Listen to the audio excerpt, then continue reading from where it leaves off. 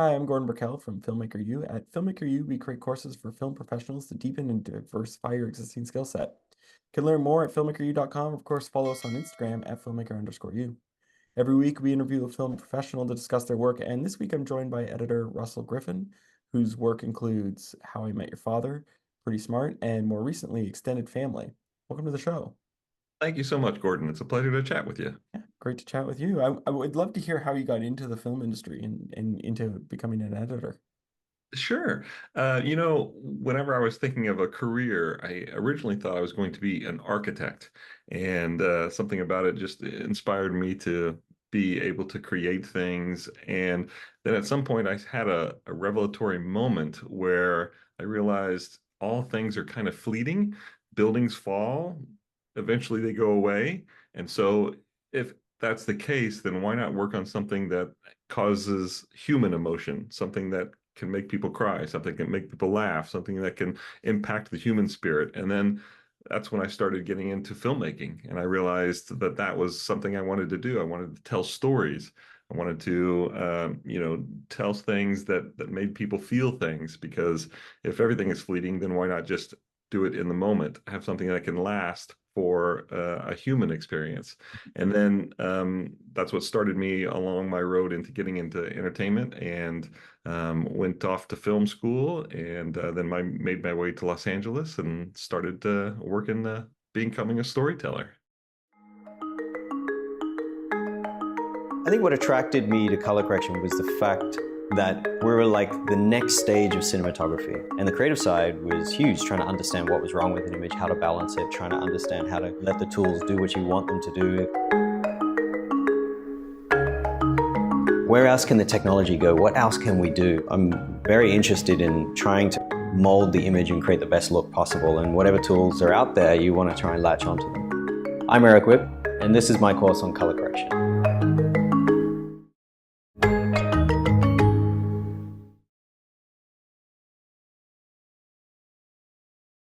Now, it's interesting that you said that, architecture was sort of your first sort of, or I guess your introduction to film, because I've talked to many editors, and a lot of them have said they had an interest in architecture and slowly shifted and then discovered like, oh, maybe film would be a better sort of avenue. Yeah, and there's two things actually, yeah, architecture I hear often, and also musicians. And Yes, I, musicians too. I was in high school band, I was in college band, I was the drum major in both of them, and I've always enjoyed music, and I think that music and editing go hand in hand. I think that it's all about timing, it's all about performance, it's all about the emotion. So it doesn't surprise me at all that so many of these great editors are really great musicians as well. What do you think it is about architecture then? I think it's about creating. I think it's about, especially editing, when you're structuring things that make something that's larger than a sum of its parts. So you're taking the performances and you're manufacturing them into something that, when you look at it, it becomes a building, it becomes Yeah. a structure, it becomes something that houses emotion. Mhm. Well, it's interesting that you say that because I think about like the Bauhaus movement, which sort of put architecture as, the ultimate goal because you're Yes. putting something into the world. Is there a particular movement or style of architecture that you liked? No, I like them all, and especially now getting into Los Angeles and Southern California, and you see all different kinds of architecture. There's no kind of one set piece of architecture out here. It's enjoyable to see a lot, and it kind of translates also back to film and television, where you don't necessarily have to gravitate towards one thing. You get to have a lot of different experiences and enjoy kind of all different films and all different Yeah. television story styles. Well, yeah, like you said about Los Angeles, because there's so many amazing buildings there because it's such a young city and It kind is. of came up during that perfect era of, the 20s, 30s, 40s. Yeah, I mean, you have the craftsman style and you have the Spanish style. Every time we talk about architecture, it reminds me of that movie LA Story with Steve Martin, where he's talking and he says, some of these buildings are over 20 years old. So Good yeah, point. it's a young city. I'd love to know, how did you get, your start into what you're doing now with Extended Family, the series. Like, how did you get into that? Sure. Yeah. I mean, whenever I started getting serious about moving into television, beforehand I was a commercial director and really wanted to focus on directing. And then I kind of gravitated towards editing because that's really what I love to do. I just never thought I would do that as a career. And then whenever I started getting serious about it, I said, what do I love most? And it's really these multi-camera sitcoms, the sitcoms that you think of when you think of filming in front of a live studio audience.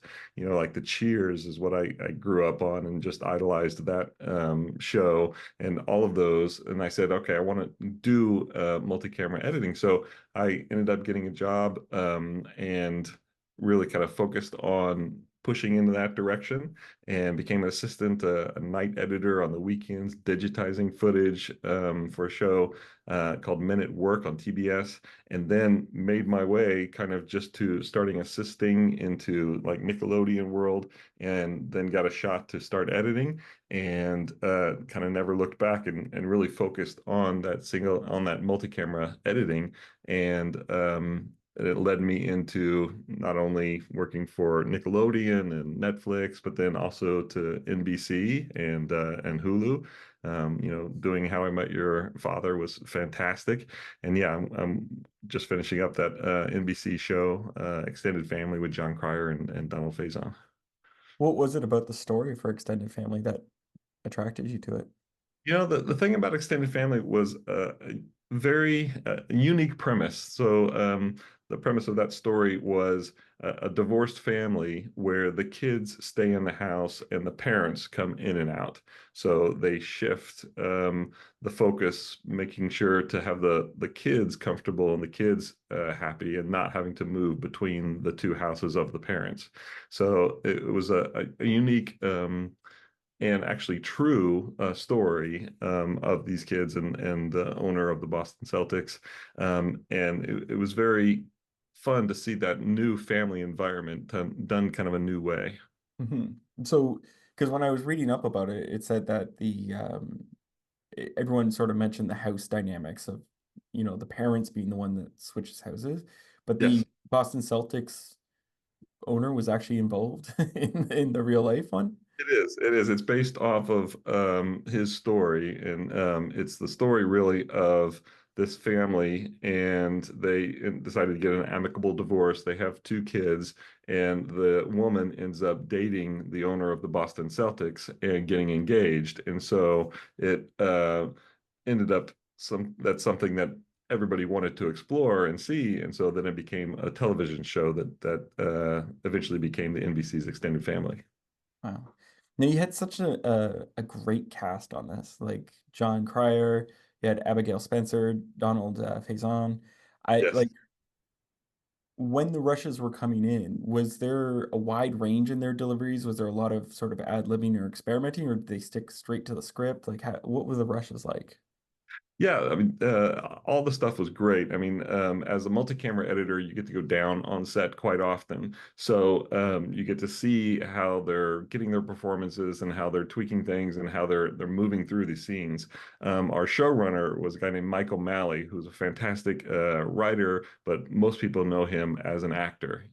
So he really focuses on the acting and making sure that he gets the performances that he needs. So when we get all the footage, we can pour through those scenes and really kind of make sure to get the best takes of everything. And that's the same thing with How I Met Your Father. I mean, the How I Met Your Father stuff, we have, Hilary Duff and all these great actors who, when you put it on the episode and you get it actually there, I mean, it's no wonder that we're getting the Emmy nods and stuff like that, because that's why, you do it. You do it for these fantastic performances and you get these people who really know what they're doing on the screen, so that when you're editing Edit Bay, you can actually go from great to excellent as opposed to just trying to find a good take. Yeah.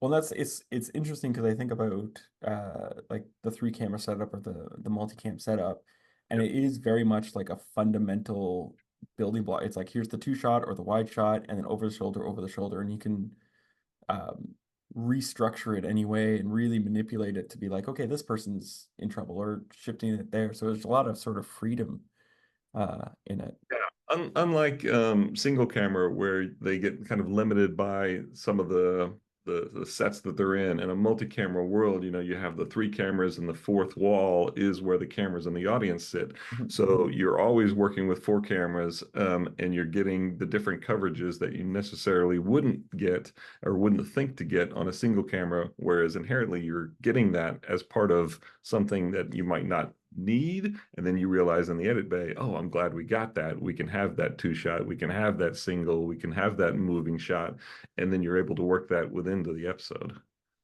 I would love to know because like you've worked on a lot of multicam shows, and I'm wondering how with the evolution to streaming, multicam sitcoms are evolving. Because I think before streaming, it was our first 7 minutes or whatever it was, commercial, next 7 minutes, commercial, final wrap up. And so it was sort of first act, second act, third act. Yeah. But now that's sort of gone. Do you see it changing or how is it evolving since you've started? I do. Yeah.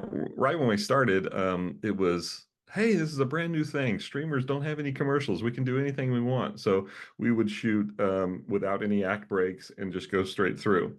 And that was different from the network show because they had those time constraints where you had 21 minutes, 21 and a half minutes of content that you had to create, and you had those commercial breaks built in. And when we got into streaming, we said, oh, we don't have to have commercial breaks. We can tell the narrative exactly how we want. We can go over 21 and a half. We can be 25 minutes. We can be anything.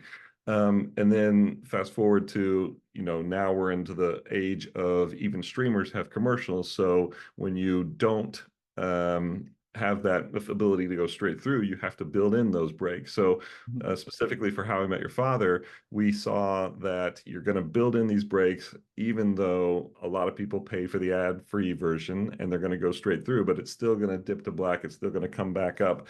And it does feel as though you're reaching a new chapter in a book. It's that moment when you go, okay, great, this is a new page we're turning Mhm. into a new section of the story. And it blends itself well, but we still had the time constraints. So our showrunners on How I Met Your Father, Elizabeth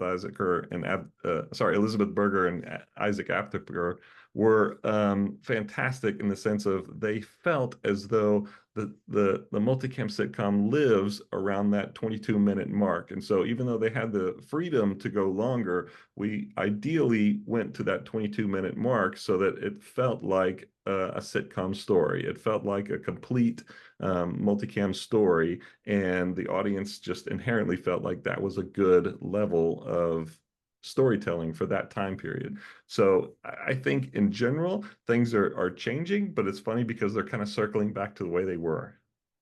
Interesting. Now, did they do extended family in front of a live studio audience? I believe they Yes. did.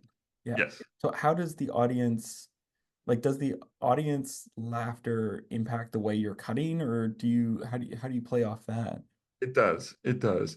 I mean, whenever you're doing anything in front of a live studio audience, the main focus is trying to make sure it feels authentic and make sure it feels real. So, in the earlier takes in front of a live audience, you find that they laugh harder and because it's initial surprise. And then on the later takes, when we're focusing on performance or something, they've heard the joke, they've heard this particular moment for a while, and sometimes we'll have an alt in there. We'll have a new line that kind of punches up the joke. And so when you're editing, you're trying to get the balance of, that they are laughing really at the alt as opposed to the initial joke. So you're trying to kind of go back to that initial take and make sure you're honest with what their reaction really was and make sure that that blends in with whatever you're cutting. So no matter what take you're using, you're also trying to make sure that the audience feels real and it feels like it's organic to the moment. And especially on like How I Met Your Father, where we did the season finale, that was something that it was a big reveal, a lot of different surprises coming up, and so we wanted to make sure that the audience reaction that you hear in there is something that really rings true to what the moment is and what the audience at home is seeing. Well, and how I Met Your Father had to pick up it's such an interesting case because you're referencing the first sort of series, but you're wanting to make your own sort of, Yes. Yeah. I guess, go of it Yeah, with I it. mean, It's in that same universe. The How I Met Your Mother universe kind of set that up, and then the How I Met Your Father universe lives in that same world. We even have some cameos from the original cast Mhm. come to the show, and they play themselves from How I Met Your Mother, but they're within the How I Met Your Father world now. And it's an interesting take on that original experience, but completely new. And I think that's why audiences ended up loving it, because it was familiar, yet something that they could glom onto to say, this is for my generation, this is a Yeah. different way of storytelling. But yeah, the audience that came to see it live, especially for that series finale, was pretty electric. Probably one of the smartest things I've ever done for my career. It gave me all the tools that I needed to be able to jump into a new career. Getting myself into a mindset, thinking like an editor, and being around people that I can talk to on that level was really invaluable to me. A lot of the things that I learned from that class, I still think about. I loved the classroom. I loved the computer stations. We built a sense of community. And it also instills a lot of confidence in you to take that and go out into the world. After I took the class, I felt very prepared to take the next step. I owe Manhattan Workshop the career that I have right now. Things have been going great, and I really have the Manhattan Workshop to thank for that.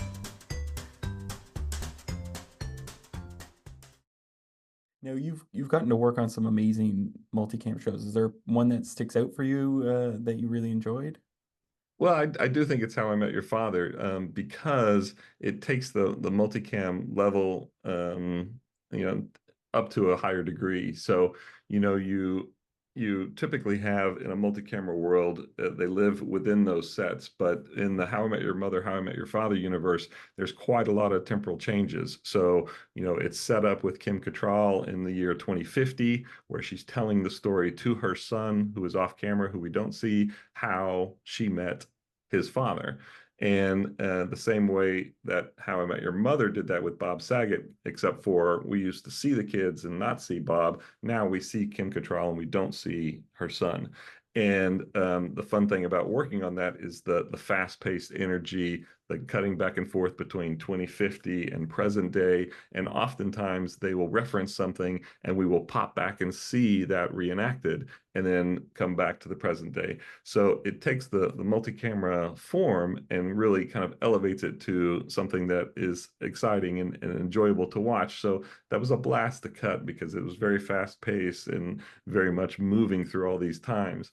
The other reason why I ended up loving it is because it is kind of a story about love, and it's quite romantic. And I used to explain to people that sometimes I don't call it a sitcom, I call it a sit-rom. It's like a situational romance as much as it is a situational comedy. And you don't get to see those very often. And I think that's why it was kind of so beloved. I do want to jump to something outside of your editing or outside of specifically editing, but you work on the Blue Ribbon Committee for ACE, and I was wondering if you could tell us about that. What is that exactly? So that's something that, within American Cinema Editors that we make sure to, when we're doing the ACE Eddies or any kind of award ceremony, we have a Blue Ribbon Committee who makes sure that we get all of the entries and we get everything that all of the editors are submitting, and we put it in the correct categories. We make sure that the descriptions are there. And it's something we also look forward and say, what should we be doing as ACE that elevates the form of editing throughout the industry, and to everyone who's looking to us to say what is great about editing and why do we need to promote it and why do we need to celebrate editors. I have one last question for you. What would you say is your favorite guilty pleasure film or TV show to watch? Oh gosh, well, I love watching college football. That would be just a sports thing. But in terms of a narrative, I'm a big Drive to Survive fan on Netflix, which is the Formula One racing, and I have no idea why. I'm not a race car guy. I don't really get into race cars, but I just find the drama and the excitement and the way they edit it just really fantastic. So I enjoy watching that. That's maybe who's your college team? Texas A&M. Okay. I did my undergraduate, so the Aggies are my team, and I'm looking forward. We're actually playing Notre Dame on our first game this season, so See, I'm a CFL fan and Jason's an NFL fan. So We got football covered. yeah, exactly. Well, thank you so much for letting me interview today. Great. Thank you, Gordon. I appreciate it. And that's our show for this week, everyone. Make sure to check us out at filmmakeru.com or, of course, on Instagram at filmmaker_u. I'm Gordon Raquel. Thanks for watching.